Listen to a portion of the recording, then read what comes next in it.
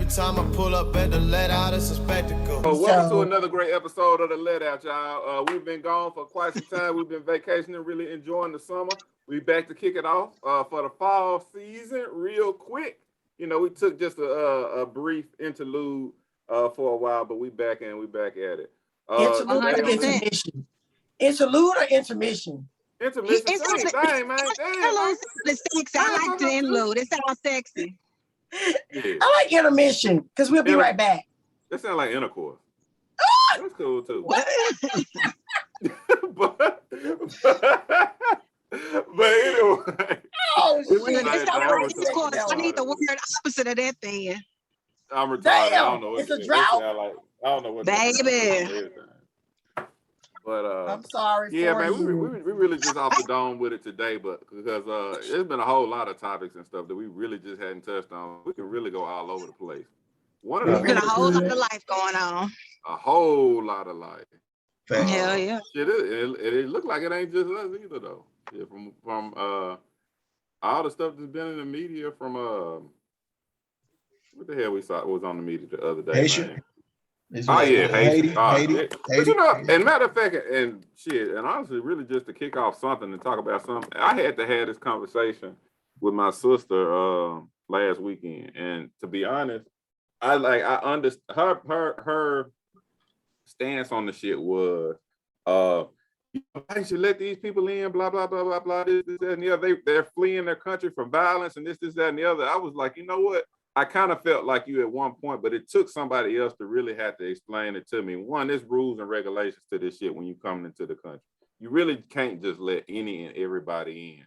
And I know this seems real 2016 to 2020-ish, but the reality of the shit is when with there being rules to this shit, if you let everybody in, what they gonna do when they get here? Let's just, because you know, from what I saw, they were talking about the people in Texas that are trying to cross the border. Let's say if we did let them in, they ain't got no jobs, no shelter. What the fuck are they doing once they get here? So do you think that that's prejudice then? What do you mean? No, I don't think it's prejudice. I don't. Well, when you think about the fact that there's over 600,000 white people who sought asylum in the United States and who are also undocumented, that we still allowed to live here, to work. Think about when Trump talked about going ahead and having people to go ahead and immigrate over. There are specific countries and types of people that he wanted.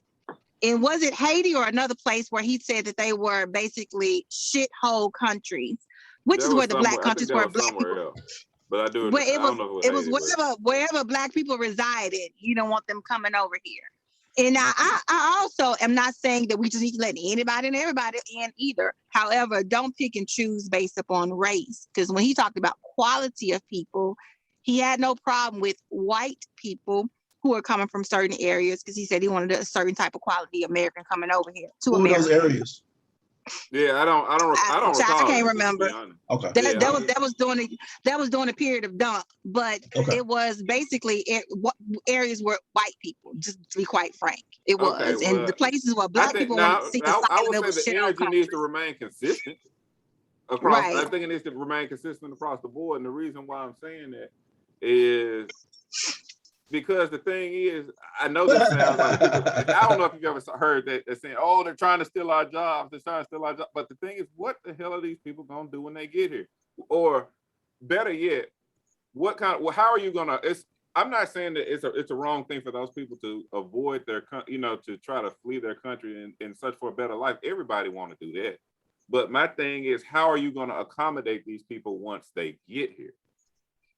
That's the question that nobody can answer. You also do want to make sure that there's a certain type of quality, and I don't want to put it on black people, but you remember when we were in Memphis and when Hurricane Katrina hit, and we took on everyone from New Orleans, and it was a different level of crime going on in Memphis and the surrounding areas at that time. I still remember invasion of the Contridians. Yes, I do. But that wasn't even just here. That was other places too. There was a plethora of their asses in Texas as well. But I get Alicia's point as well. I just think that maybe just say no, you can't come at all, versus maybe letting a certain number in. Everybody can't come. That's just the truth of the matter. We don't have room. They can't make accommodations for everybody. But I just also look at it as what if we were trying to leave here going to another country? And they was like, we don't want y'all ass over here because y'all Americans, and we know how Americans are. And there are certain countries that we do allow asylum in for undocumented immigrants. But again, the areas at that time were ones where predominantly white people would come from, and those who have white heritage. So that's something that America has to look at. And when you see the pictures and the videos and the images of the people from Haiti that were crossing over and how they were being whipped, it feels a little bit different. Yeah, now that looks slave as hell. That's just, I'm just gonna call that. That looks slave. I want to hear what Brother Will got to say. You know, he like the Malcolm X of the group. He ain't saying I'm not. I'm just listening because honestly, I'm just listening to everybody's like point of views, and I get it, but I'm with Chris. It's like you really have to monitor and filter out things so that it doesn't become the country that they're leaving.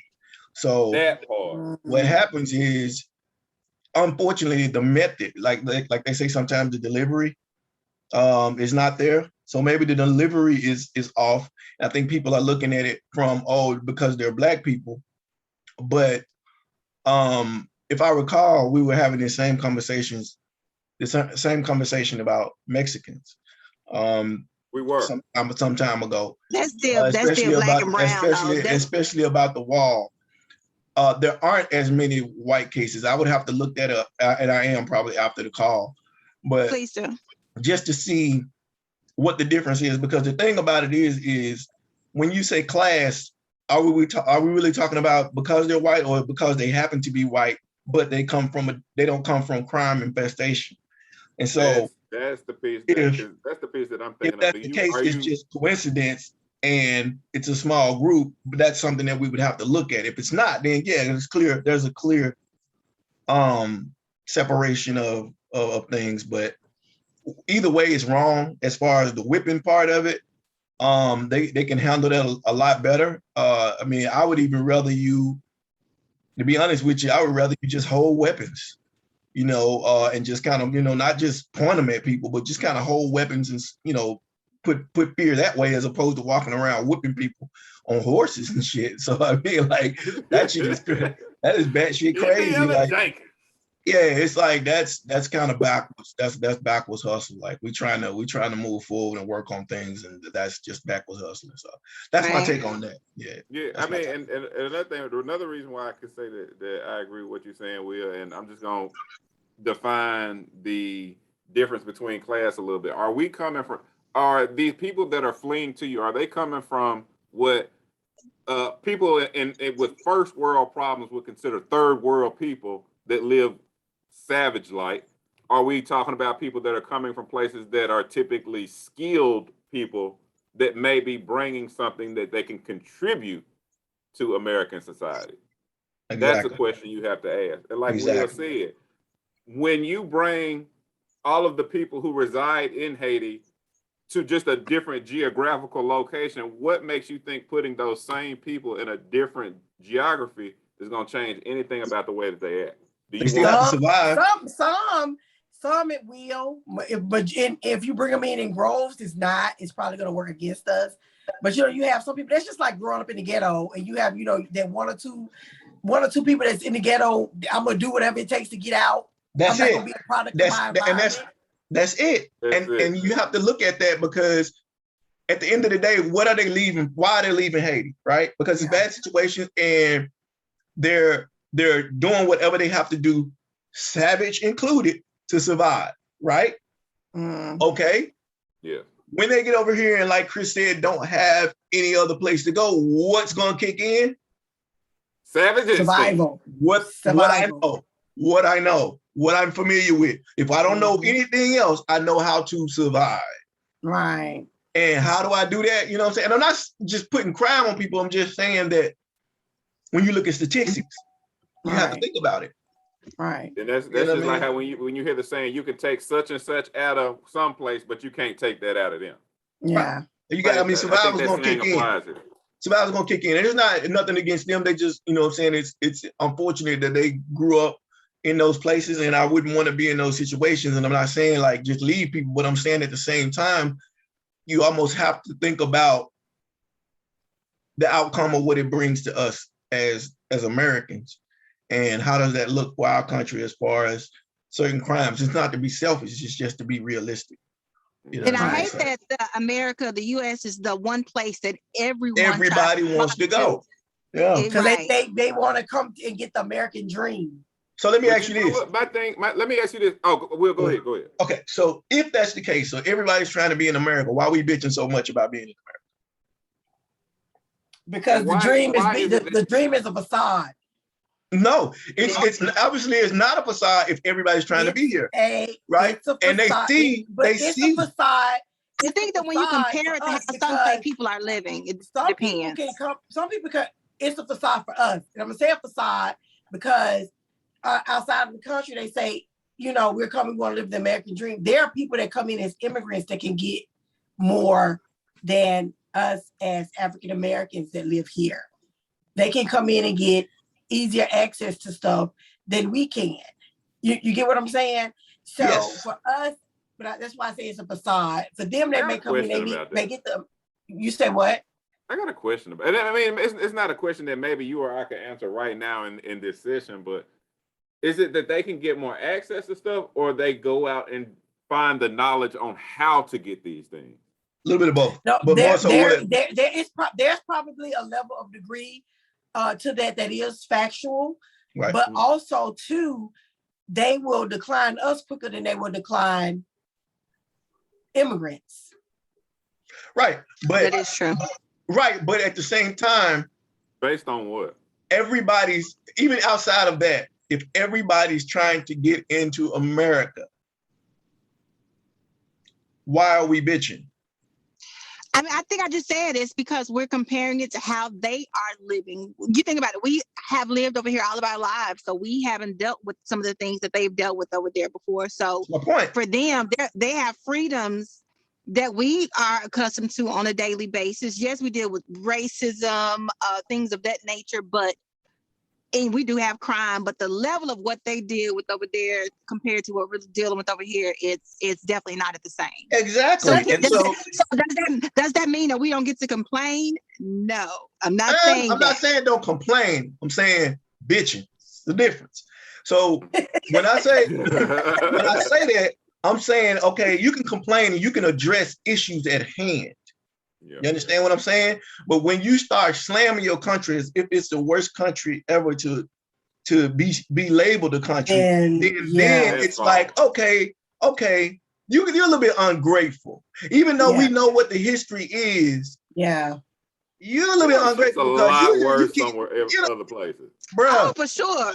That's what I'm saying. So I'm not saying we don't have the right, because there's always a fight for evolution. Something, right? Absolutely. You know what I'm saying? We gotta keep growing. Okay, well then where are you gonna go that's better?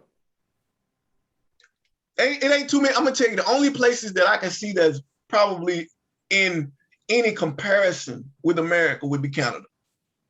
Oh, yes.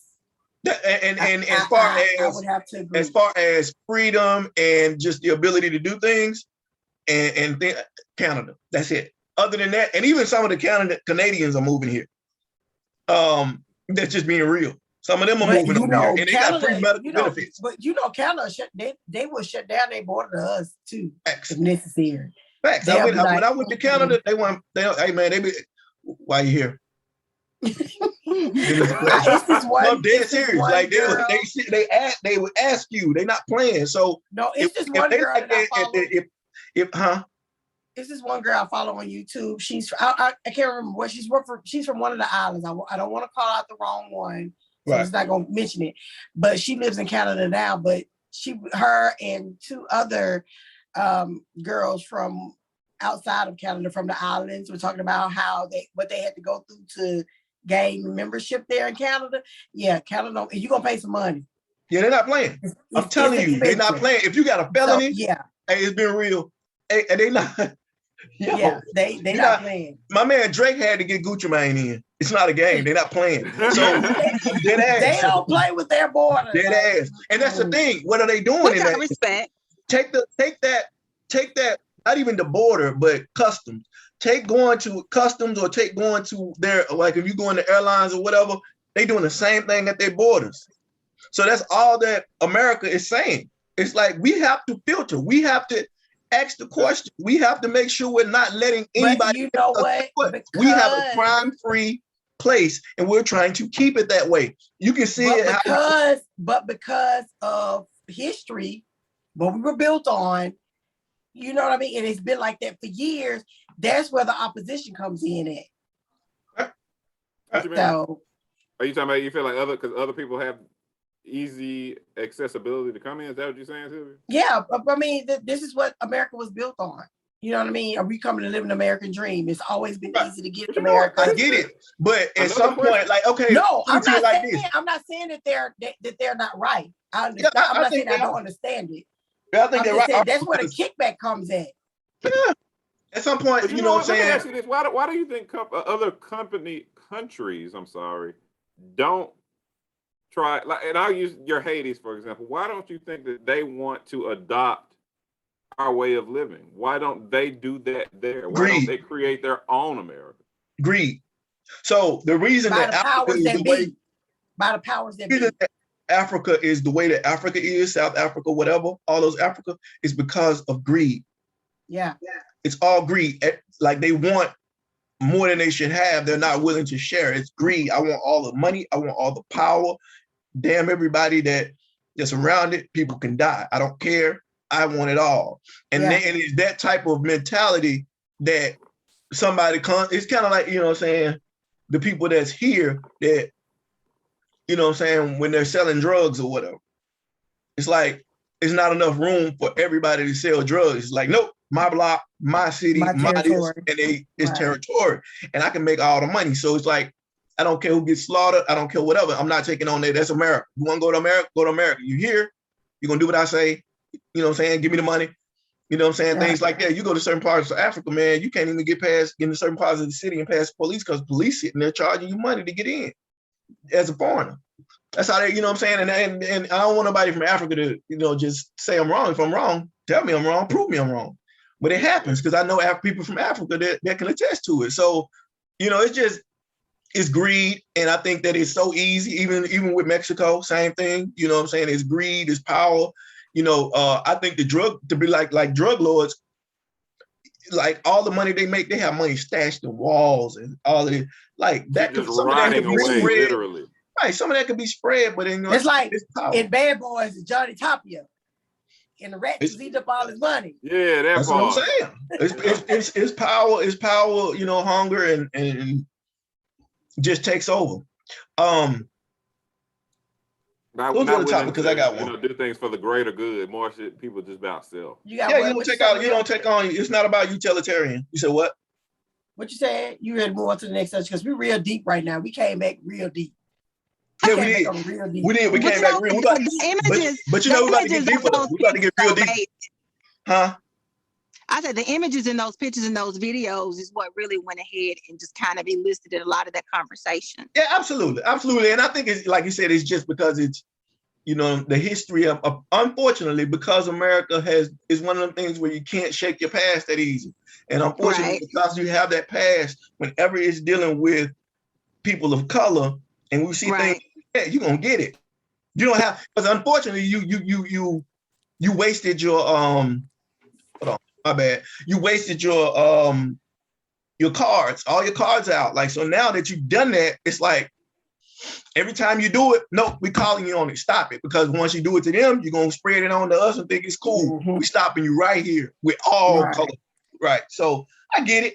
I get it. But we're about to get a whole lot deeper. I got a question. So oh God. Oh yeah, y'all about to get mad at me. So I got a question. So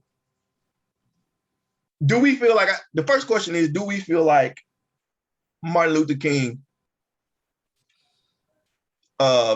technically died so that we could be as free as we are?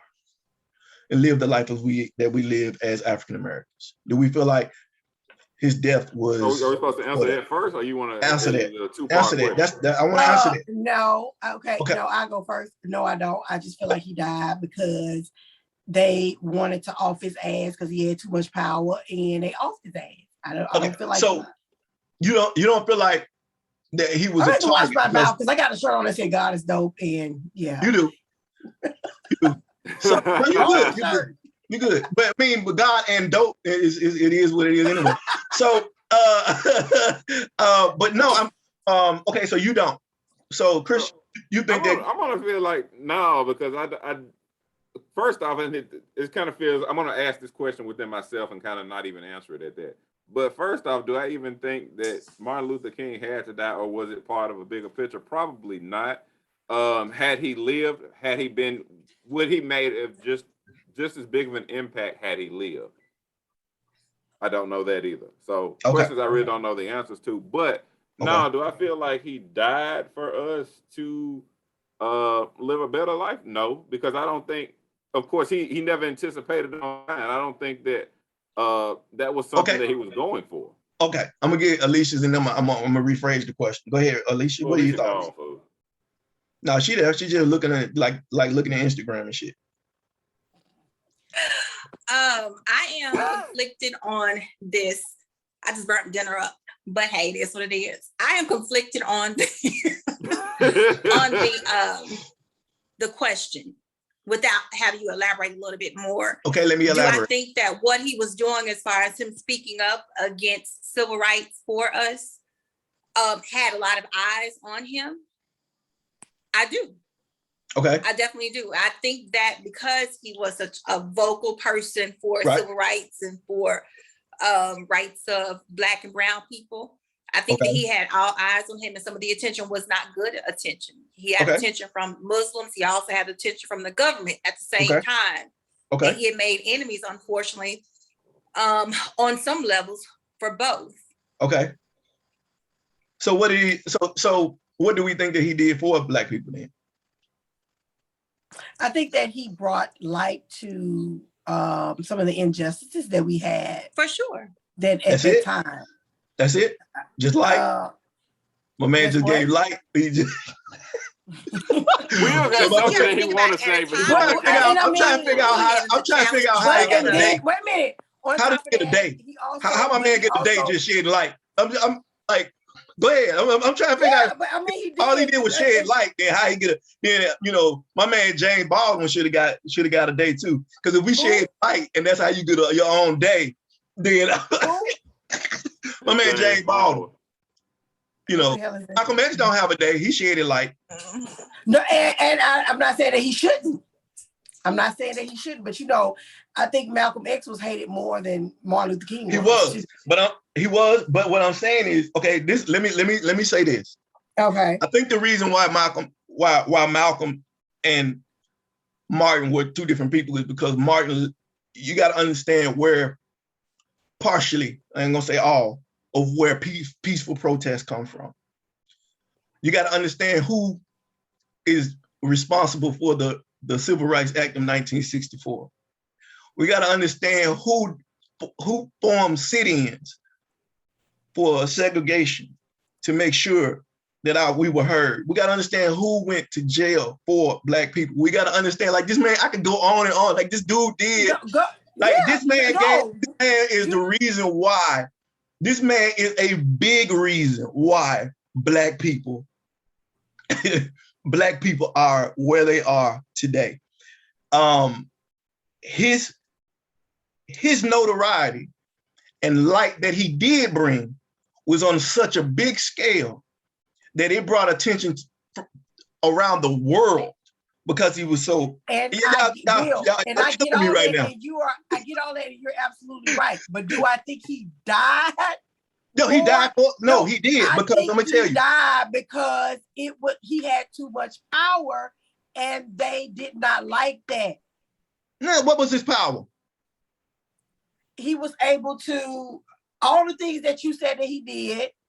For one, he was able to. He instilled fear in the white man. I'm just gonna And say. which made So, them do but what?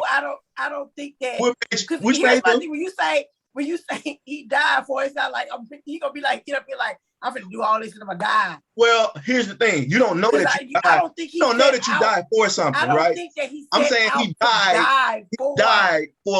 He died because of his fight for the betterment of us, and Right. and he died because he died while fighting to make sure that we lived better than the people before us.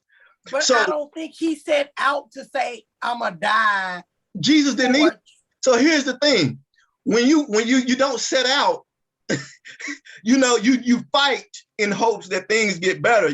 What you do is you die in the process because of people that the same way Jesus did. So you don't think that he was aware that he was putting himself in Wait a minute, hold on. his family in Jesus, harm's way? wait, hold on, Haters. Alicia, hold on. Wait a minute.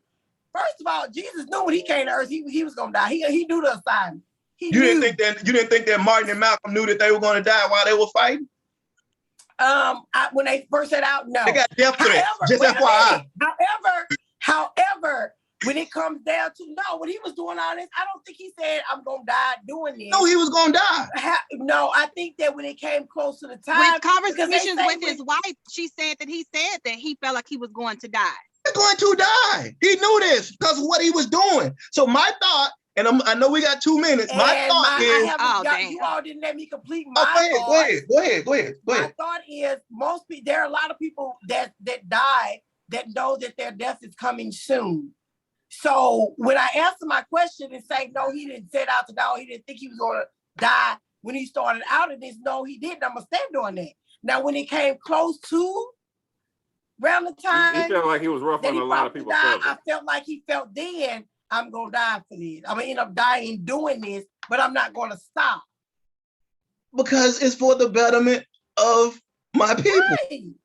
Which means you died in order to keep doing what you're doing for the betterment of your people. Either way, even if he would have went away, because even if he would have stopped, they would have still felt like he was a threat and he could possibly come back. Even if it's like, okay, I don't want to lose my life. I want to be a wife, be a dad, be a husband. Even if he stopped, he still would have been a threat. They still would have offed him. Serious. That man died because of what he did for black people. Yeah, I think that's just a fact that people willing to die for tomorrow, for a better tomorrow. Y'all think say what now? That's him. You still think that a lot of people are willing to die? Not like back in the day. I do not. No. And then here's the thing. I honestly think that he deserves some type of praise more than one day. I think he deserves to be celebrated every Monday. Hey, I'm down for it. I think he does. I think we give people, for anybody that died for us and gave us a better life or attempted to and did what these type of people do, get a day. And I think he deserves every Monday. We're going to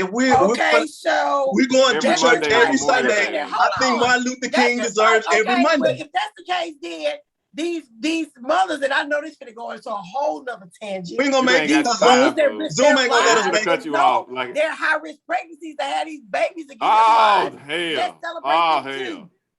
Right. So whatever. Cut this shit. Right. Where's this Zoom? End this shit right now. All right, y'all. This was another great episode of the Let Out. We're glad to be back, man. Make sure y'all. Come on, man. Every Monday. God and Jesus get Sunday. Martin Luther King get Monday. And every time I pull up at the Let Out, it's a spectacle.